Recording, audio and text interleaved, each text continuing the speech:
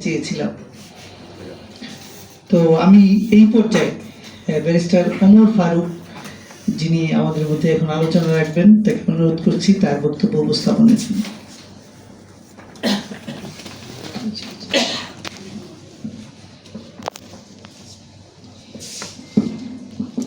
বিসমিল্লাহির রহমানির রহিম। কোন বিবেচনায় আমি জানি না, তবে আমি এখানে দেখে আমাদের যার কোর্টে মামলা করেছি শ্রদ্ধাভাজন তিনি আছেন।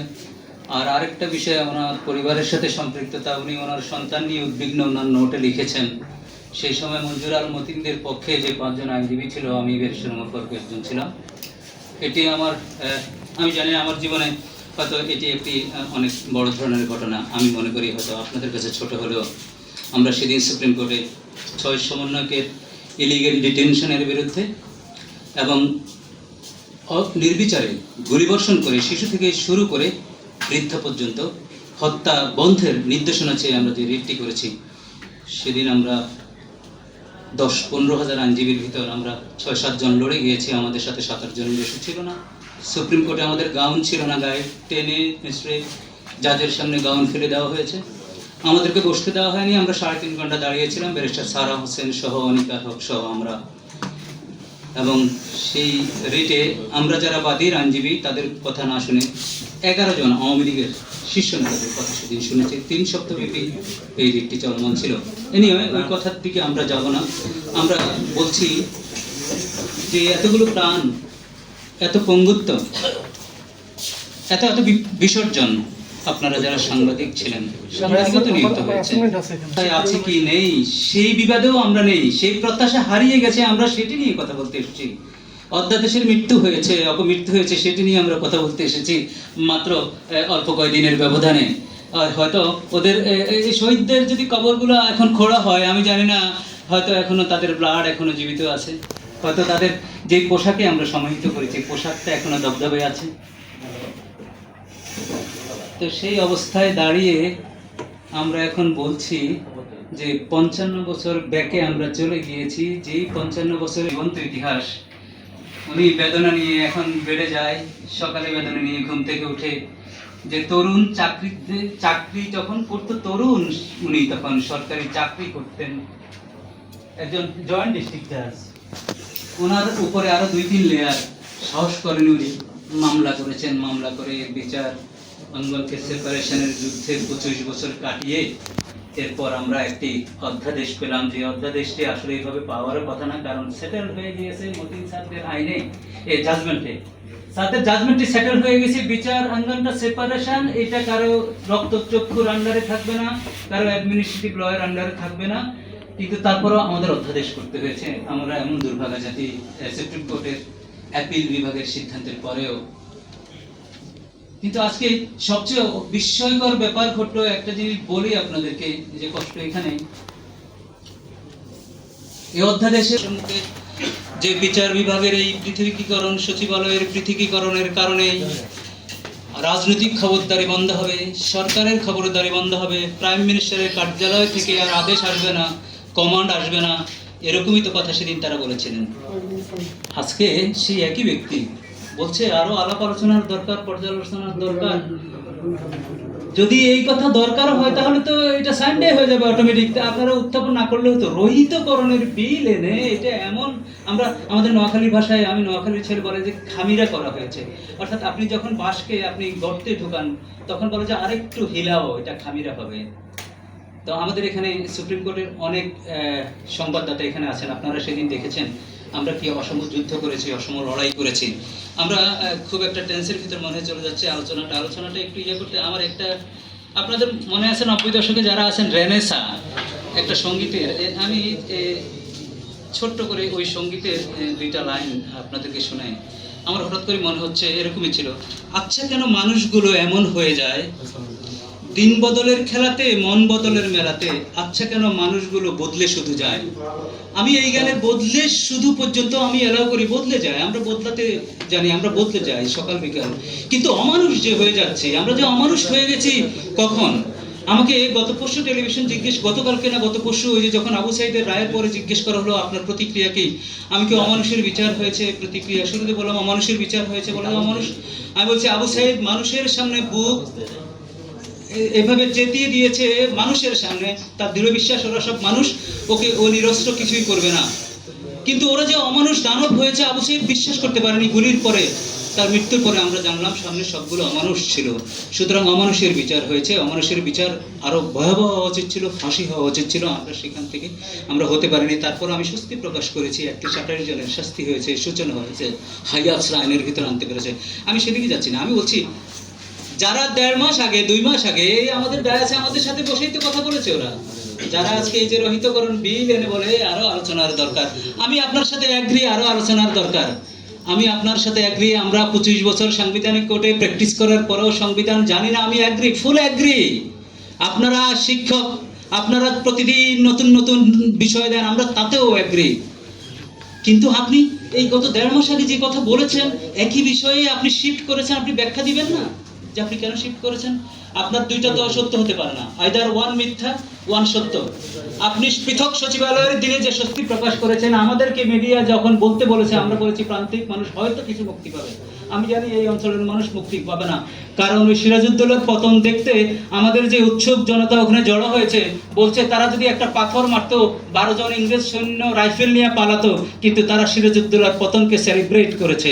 আজকে আমরা সেলিব্রেট করছি জুলাইয়ে যারা শুয়ে আছে বুলেট নিয়ে, তপ্ত বুলেট নিয়ে 1400-1500, আমরা সেলিব্রেট করছি আজকে যারা পঙ্গু বিকৃত চেহারা নিয়ে আমাদের সামনে বারবার আসে, ইয়ামিন বারবার আসে, আজকে মুগ্ধরা বারবার আসে, সাগরের গলিত সাপ পড়া লাশগুলো আমাদের চোখের সামনে আসে, পুলিশের ছেলেটাকে কিভাবে হত্যা করা হচ্ছে বারবার আসে। আমরা এগুলো ভুলে গেলাম অল্প কয়দিনে। আমি মাঝে মাঝে টেলিভিশনে কথা বলি, আমাদের কোনো মূল্য নেই টেলিভিশনে। আমরা জুলাই যোদ্ধা ছিলাম, আমরা তখন আন্দোলন করেছি, সংগ্রাম করেছি, গুলির বিরুদ্ধে লড়াই করেছি সুপ্রিম কোর্টে। যাই হোক, আমাদেরকে ডাকে না অনেকখানে কারণ হলো আমরা স্তুতি করতে পারি না, আমরা প্রশংসার বানে ওদেরকে ভাসিয়ে দিতে পারি না। আহ তুমি যা করতেছো খুব মঙ্গল করতেছো, যার রহিতকরণ করতেছো, আহা কল্যাণের জন্য করতেছো। আমি বলেছি যে আজকে যে আপনারা রহিত করেছেন, আপনি এই রহিতকরণের কারণে আমাদের জাতির কি উপকার হয়েছে, কি উদ্ধার করেছেন, আপনি একটু ব্যাখ্যাও দিবেন না? আমি একটু ব্যাখ্যাও চাইতে পারবো না? এই বিলটা যদি সংসদে যেত, সংসদে পাশ হতো, এরপরে কি আপনি সংশোধনী আনতে পারতেন না? আমাদের সংবিধানে 17 বার সংশোধনী হয়েছে, আপনারা জানেন মূলত 17 বার না, 148 বা 50 আমি যদি ভুল না করে থাকি। অর্থাৎ প্রত্যেকটা সংশোধনীতে তো 8-10টা সংশোধনী হয়েছে, শুধু 15তে হয়েছে 51 না 52, হয়তো 2-1 এদিক সেদিক হবে, এরকমই তো টানা হেঁচড়া করে। তো আপনারা এগুলোর দোহাই দিয়ে আমাদেরকে মূর্খ বানাচ্ছেন। স্যার আমার কাছে এখন কষ্ট লাগে কি জানেন স্যার, 70% মানুষ ভোট দিয়েছে, কিছু হারামজাদা বলে ওরা না বুঝে ভোট দিয়েছে, ওই হারামজাদারা আমাদেরকে মূর্খ বানাচ্ছে। মানে আমরা যে ভোট দিয়েছি হাতে যারা, তারা মূর্খ, আমরা না বুঝে ভোট দিয়েছি। আকবর আলী খান যদি বেঁচে থাকতো, আপনারা জানেন আমাদেরকে মূর্খ সবাইকে বলতেছে স্যার। বিগে সুপ্রিম কোর্ট যারা ডেপুটি ডিভিশন মাজদার হোসেন সবাই যারা হাই ভোট দিচ্ছে, আমি জানি না দিছে কিনা, আমি বিশ্বাস ওনারা হাই ভোট দিচ্ছেন, ওনাদেরকে বলে তো ওরা মূর্খ, ওরা কিছু না বুঝে ভোট দিয়েছে। কি ওরা সিটি তাহলে আপনাকে মূর্খ বলতেছে সংসদে দাঁড়িয়ে। আজকে যদি আকবর আলী খান জীবিত থাকতো, আমি জানি না আপনারা অর্থনীতি পড়েছেন কিনা, শুয়োরের বাচ্চার অর্থনীতি ছোট্ট একটা 3 পাতার চ্যাপ্টার ছিল, উনি শুয়োরের বাচ্চা বলেছেন, ওদেরকে হারামজাদা বলেছেন, বলেছে আমার উন্নয়ন দরকার নাই। আকবর আলী খান সেই ফ্যাসিস্টের জামানায় ওই বই লিখে বলেছে আমার উন্নয়নের দরকার নাই, তুমি শুয়োরের বাচ্চাদেরকে সামলাও, হারামজাদার থেকে আমাদেরকে বাঁচাও। তো আমরা বুঝি এই 1.5 মাসের ব্যবধানে যদি আমরা এদেরকে বলি আমি ভোটে ভোট দিয়েছি, সুপ্রিম কোর্টের লয়ার, সিনিয়র অ্যাডভোকেট, আমি ব্যারিস্টার, আমি এখানকার আইনজীবী, ওখানকার আইনজীবী, সব মিলিয়ে তুমি আমাকে মূর্খ বানিয়ে দিলা। তো তুমি যদি আমাকে মূর্খ বানিয়ে দিয়ে তুমি যদি স্বস্তিতে থাকতে চাও, তুমি যদি ভালো থাকতে চাও একটু, আমি 17 বছর তোমাকে পেছন ফিরিয়ে নিয়ে যাই।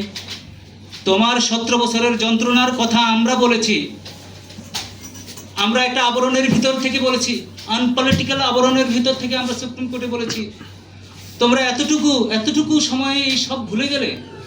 আমি আজকের নোটের মধ্যে আমি লিখেছি এইভাবে, আচ্ছা তুমি যা যা করতেছো রহিতকরণ বলে যা যা করতেছো, একটা শহীদের কবরে গিয়ে একটু ওকে জিজ্ঞেস করো তোমার অনুভূতি কি। ওই যে মুখ বিকৃত, নাক চোখ মুখ বিকৃত একটা ছেলে আছে তো জুলাই, আপনার মনে আছে? আচ্ছা ওর একটা ইন্টারভিউ নেন না আপনারা সাংবাদিকরা, যে যা যা করতেছে এরা, অ্যাবসলিউট মেজরিটি নিয়ে, ওর ওর প্রতিক্রিয়াটা একটু নেন না।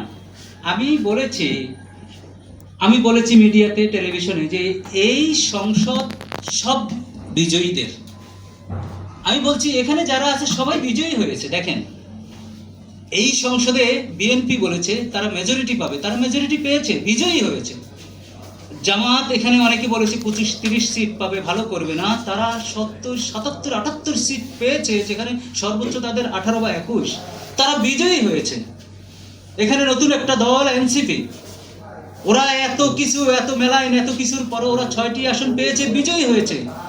তোমরা এই সবাই বিজয়ীদের একটা সংসদ, তুমি এক মাসের ব্যবধানে তুমি যা ইনভাইট করতেছ, যা কেওয়াজ ইনভাইট করতেছ, এটা কার প্রেসক্রিপশনে? এখন মানুষ প্রশ্ন করতেছে, এই কেওয়াজ কি তুমি ইনভাইট করতেছ না অন্য কেউ?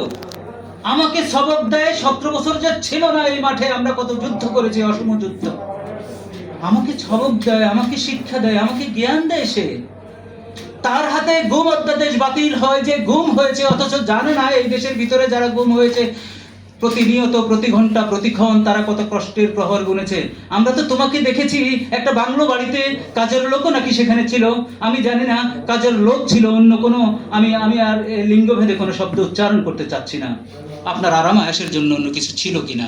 কিন্তু আমাদের কষ্ট হয় যে এই আমাদেরকে আপনারা যারা এগুলো করতেছেন, রহিত করতেছেন, আপনারা তো এই বেদনার সাক্ষী না। আমরা সুপ্রিম কোর্টে যখন এই অসম আইনি লড়াই করতেছি, তখন তো যারা অ্যাটর্নি জেনারেল অফিসে ছিল, যারা এখন মন্ত্রী বলেন, ও আশেপাশে আসে নাই, তো দূরে ছিল, হয়তো সমর্থন ছিল। তো আপনারা তো প্রেজেন্ট ছিলেন। আপনাদের হাতে যদি এগুলোর কবর রচনা হয়, আমি জানি না আমরা কোথায় যাব। আসলে কথা দীর্ঘায়িত করবো না, স্যার কথা বলবেন। মাজদার হোসেন স্যার যেখানে উপস্থিত আছেন, সেখানে তো কথা বলা দুরূহ, অডাসিটিও অনেকটা। স্যার কথা বলবেন, তবে স্যারের কাছে ক্ষমা চাচ্ছি। আমরা ক্ষমা চাচ্ছি এই কারণে, একটা বিপ্লবের পরে অনেকগুলো অধ্যাদেশ হয়েছে, মোরাললেস একটা শুভ সূচনা হবে, মোরাললেস একটা শুভ সূচনার দিকে আমরা যাচ্ছি। সত্যি কথা, আমার অধ্যাদেশে কিছু ভুল ত্রুটি থাকবেই, কারণ আমরা তো অ্যাঞ্জেল না। আর আমরা অধ্যাদেশে যখন যে কমিশনে যারা মেম্বার ছিল, প্রত্যেকের তো পার্সোনাল একটা ওপিনিয়ন ইন্ট্রোডিউস হয়েছে, তার পার্সোনাল ওপিনিয়নের সাথে আমার নাও যেতে পারে। সেটি আপনি আলোচনা করে 2-1টা অ্যামেন্ডমেন্ট করেন। অ্যামেন্ডমেন্ট যুগ ধরে হয়ে আসছে। আমাদের সিআরপিসি অ্যামেন্ডমেন্ট হচ্ছে প্রতিনিয়ত, সিপিসি অ্যামেন্ডমেন্ট হচ্ছে প্রতিনিয়ত, নতুন আইন আসছে স্পেশাল কভার দিয়ে, প্রতিনিয়তই তো হচ্ছে। তো আপনি যেগুলার আপনি দেখেন ডেট্রিমেন্টাল টু দ্য সিটিজেন, আবার বলি